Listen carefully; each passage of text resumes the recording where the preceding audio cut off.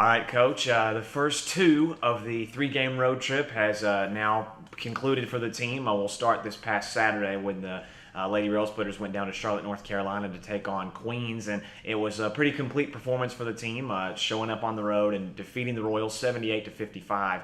Overall, what were your thoughts on that game, kicking off that road trip and winning the fifth game in a row for the team? Well, I think that at Queens, I felt like we started the game off really slow, and that's something that we've been addressing with our players and just trying to give more effort.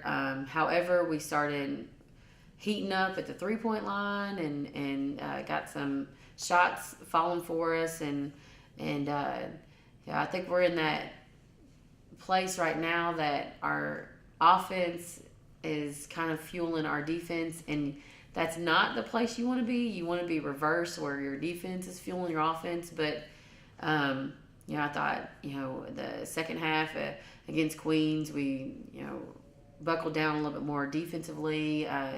Got some great steals and forced them into some turnovers, and that was obviously effective for us.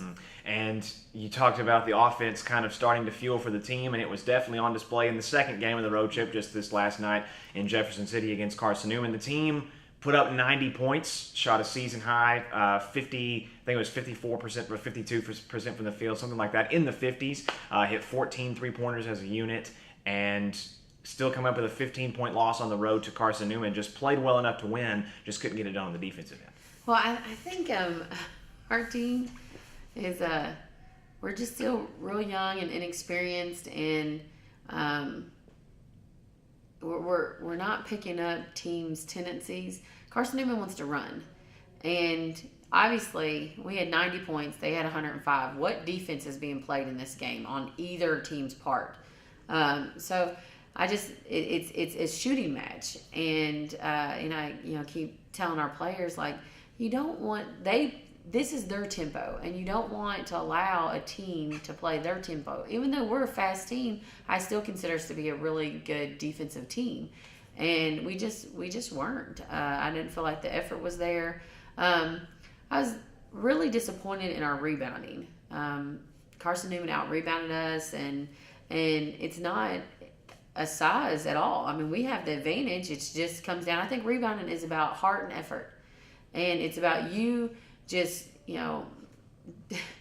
having the mindset that I'm going to outwork you. I'm going to outwork you for every rebound, and I'm just literally going to give more effort than you are. And I didn't feel like we did that. And I'm trying to figure out our team. Carson Newman is always a big game. It's our rivals, but I just felt like the care.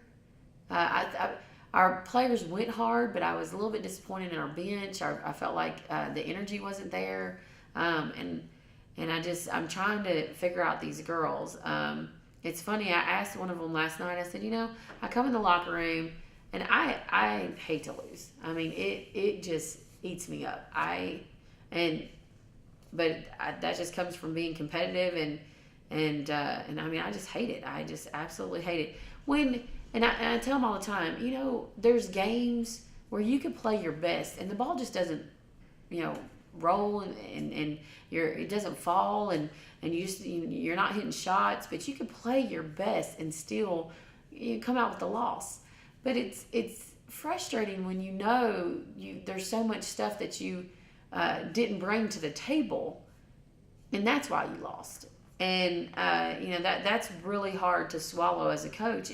And so with my players, I was asking them at the end of the game, basically, did you feel like you gave everything you had? Because if you gave everything that you had, I feel like there would be, some tears in this room and stuff. It was all dry eyes.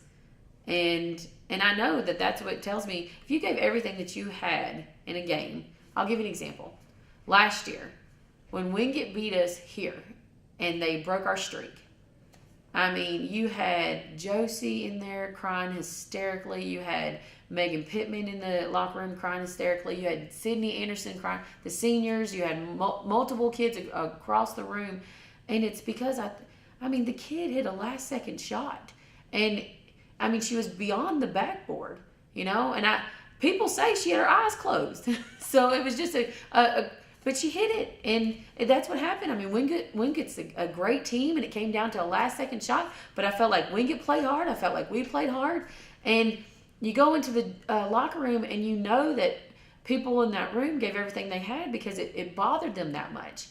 And so that's kind of what I'm trying to figure out with our team is we've got all these freshmen and great talent-wise, but I just think that, you're coming from high school and you're used to just, I'm just going to get out there and play and my presence is enough. And it's not at the college level. Your presence is not enough. It's your complete effort is what's going to be enough for your team. And, you can almost coast in high school and you were still better than the rest of your teammates. So coasting to you is okay. And then you get to college and you can't coast. And it's so what I've done is I've told the players, look, I'm not going with talent anymore. I'm going with the kids that are going to give me everything that they have day in and day out in practice because that's what's going to transfer to the game. And you talked about, you going back to the Carson Newman loss and talking about the rebounding effort, how LMU has out-rebounded the majority of their opponents this season and has used that, that toughness and that, kind of that gritty effort to win, especially on the road in a hostile environment. And this can kind of serve as maybe a learning point to the girls that, when that effort isn't brought 100%, this is, what turns out. Well, Brandon, on the positive side, we didn't play well. And we were in the game. And I felt like, I was sitting there, I told the kids at halftime, I was like, I'm amazed we're in this game because I think we're not sticking to our game plan. We're not rebounding.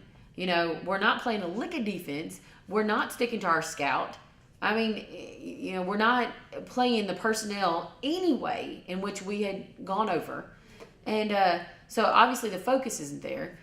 And I said, we're in this game. So again, that lets, I was just keep reiterating to our team, we are talented.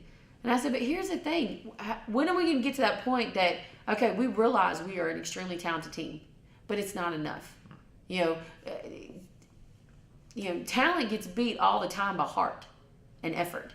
And, and I tell them, I was like, and that's disappointing. But the good thing about that is we can control our heart and our effort. A lot of people can't match our talent, but we can control our heart and our effort, and we need to do that. And so, we're going to be a lot more competitive in practice and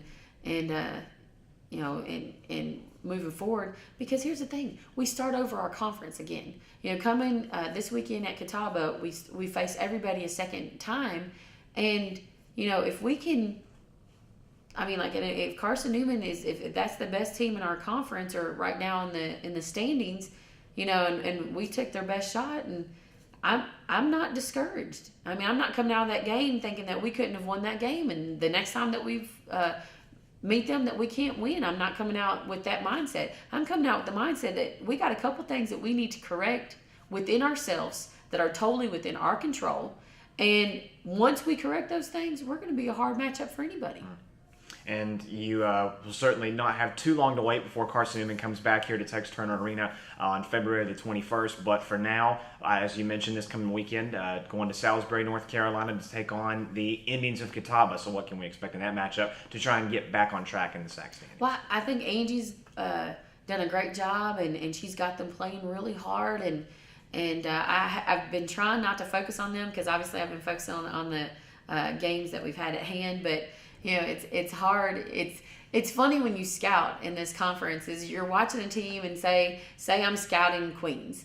Well, they're playing against the other conference opponents, and I have to tell myself all the time when I'm watching them, focus on Queens, because I'll sit there and I'll be like, oh, Tusculum's doing this, or Carson, and you're taking little notes and stuff, and then I have to, okay, Crystal, focus on Queens, and it's very easy to get sidetracked. So again, I have not been focusing on Catawba. However, just watching them against some of the teams that I've been scouting here recently, they're playing really good basketball. I think Serena Brown's a great point guard. I think she does a good job of running her team, and she can score for them. But she kind of the way that I'm looking at this team is they kind of go as she goes, and that's great because she's a senior point guard. She's smart, and that's how a team's supposed to be. But I think she's playing some of her best basketball. I think Terry Rogers, their post, is playing some of their best basketball. They've got some other key players on their team. And I think Angie's really got them going in our conference. So it's not going to be an easy matchup for us. But, again, I'm biased. I think our team's very talented. And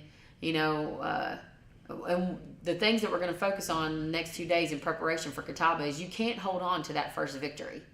Yes, we beat them here, okay? But you can't hold on to that because they've gotten better each and every game. Since then, we have also. So the team that we're facing this come Saturday is a different team than what we faced early on in our season, as we are.